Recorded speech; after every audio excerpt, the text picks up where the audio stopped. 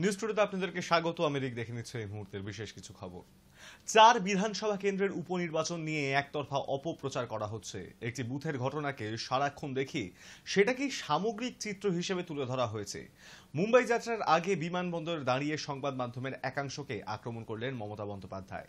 দু একটা বিক্ষিপ্ত ঘটনা ছাড়া উপনির্বাচন শান্তিপূর্ণ হয়েছে বলেই দাবি করেছেন তিনি। তৃণমূল দেখলেই জব্বর খবর। আর যে মানুষগুলো শান্তিপূর্ণভাবে ভোট দিল, একটা মানুষ ভুল করতে পারে, হাজারটা নয়। সেটাও মানুষ নয়। আমি বলবো যদি কেউ করে থাকে তার বিরুদ্ধে অ্যাকশন হবে। 29 জন অ্যারেস্ট হয়েছে। চোখ নেই, কান নেই, দেখতে পায় না। কয়েকটা টিভি চ্যানেল বাড়াবাড়ি করে উত্তেজনা চলাচ্ছে, প্ররোচনামূলক বিবৃতির মাধ্যমে লোককে মিসলিড করছে, ভুল বোঝাচ্ছে। আর অপসংস্কৃতির কাণ্ডারি হয়ে এরা মোদি মিডিয়া হয়ে গেছে। আমি আপনাদের বলবো, আপনাদের কিছু ক্রস চেক করার থাকলে, নবান্ন তো আমাদের সবাই থাকে, আমরাও থাকি, আপনারা ক্রস চেক করে নিন, পুলিশের কাছে ক্রস চেক করে নিন যে অ্যাকচুয়াল কি ঘটনা ঘটেছে। এমনকি পুলিশ যখন বলছে, ইনফরমেশন দিচ্ছে, তখনও সেটাকে আপনারা ক্যারি করছেন না। Just one sided news carry হচ্ছে। কারণ তা নাহলে বিজেপি আপনাদের ইনকাম ট্যাক্স রেড করবে, সিবিআই রেড করবে, ইডি রেড করবে। এটা দীর্ঘদিন চলতে পারে না।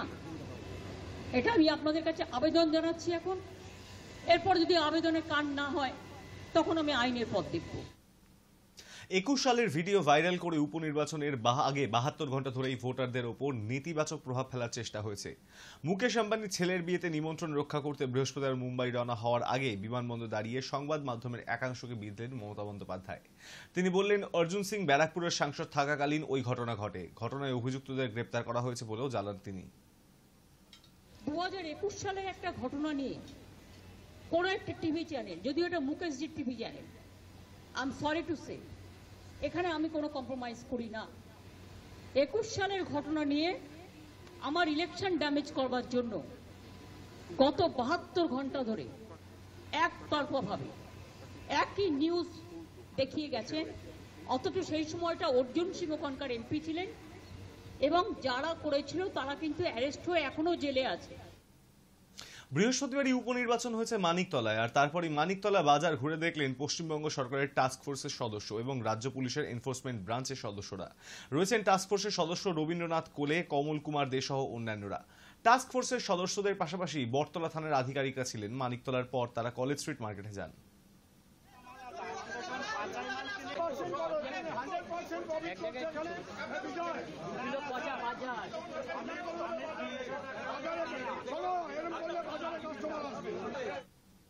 কোচবিহার ভবানীগঞ্জ বাজারে প্রশাসনিক টাস্ক ফোর্স। মুখ্যমন্ত্রী মমতা বন্দ্যোপাধ্যায়ের নির্দেশ পরেই মূলত তৎপর হয়ে উঠল কোচবিহার জেলা প্রশাসন। কাঁচা সবজির অতিরিক্ত দামের কারণে নাজেহাল জনতা। বৃহস্পতিবার সকালবেলায় কোচবিহার ভবানীগঞ্জ বাজার পরিদর্শন এলেন জেলা প্রশাসনের টাস্ক ফোর্সের আধিকারিকেরা।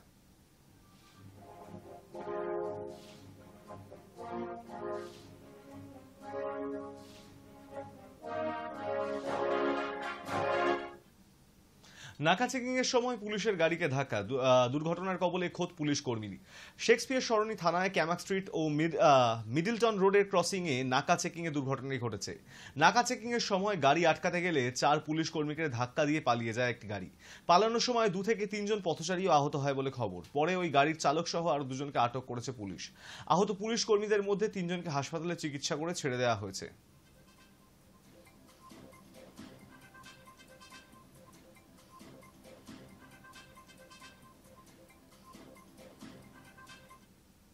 উত্তরপ্রদেশের হাথরাসে দুর্ঘটনা। বৃহস্পতিবার একটি বাসের সঙ্গে ট্রাকের সংঘর্ষে 2 জনের মৃত্যু হয়েছে। আহত হয়েছেন অন্তত 16 জন। প্রাথমিকভাবে জানা গিয়েছে, রাস্তার ধারে দাঁড়িয়ে থাকা একটি ট্রাকের পেছনে এসে ধাক্কা মারে যাত্রী বোঝাই বাসটি।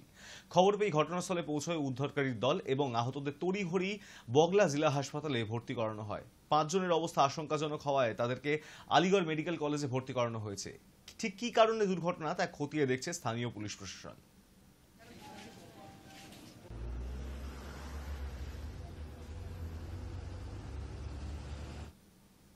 পশ্চিমাঞ্চল উন্নয়ন পর্ষদের আর্থিক সহায়তায় শিলান্যাস হলো ঝাড়গ্রামের দুটি রাস্তার।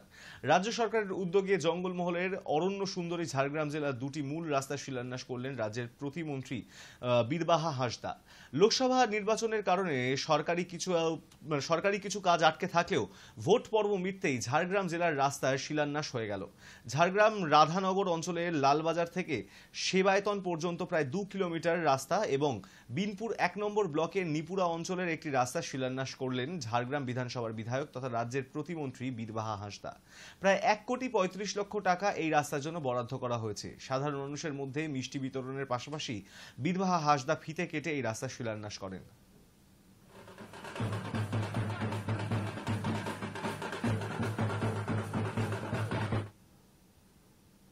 ডিমান্ড ছিল, বহুদিন ধরে আমার কাছে আবেদনও করেছিল, তো সেই হিসেবে মানে আমার কর্তব্য, একজন জনপ্রতিনিধি হিসেবে কর্তব্য সেই সব মানুষের পাশে দাঁড়া এবং সেইখান থেকেই মানে এই রাস্তাগুলো করার যে নিয়েছিলাম।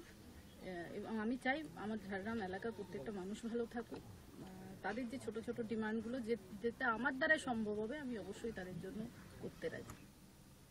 কোপার সেমিতে অশোভন ছবি, গ্যালারিতে উঠে কলম্বিয়ার সমর্থকদের সঙ্গে মারপিটে জড়ালেন উরুগুয়ের ডারউইন নুনেজ। মারধরে জড়িত উরুগুয়ের রোনাল্ড আরাউজো এবং কোপা আমেরিকার সেমিফাইনালে কলম্বিয়ার কাছে 1-0 ফলাফলে হারের জন্য উরুগুয়ে হেরে যায় এবং এরপরই কলম্বিয়ার সমর্থকরা টিটকিরি দিতে শুরু করে উরুগুয়ের ফুটবলারদের লক্ষ্য করে। আর এতেই মেজাজ হারা নুনেজ ও আরাউজো।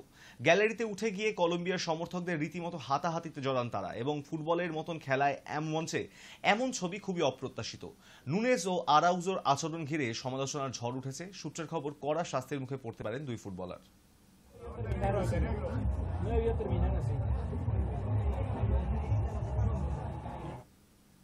নিউজ টুডে এখন এই পর্যন্তই। দেখতে থাকুন হাই নিউজ, নির্ভীক নিরপেক্ষ।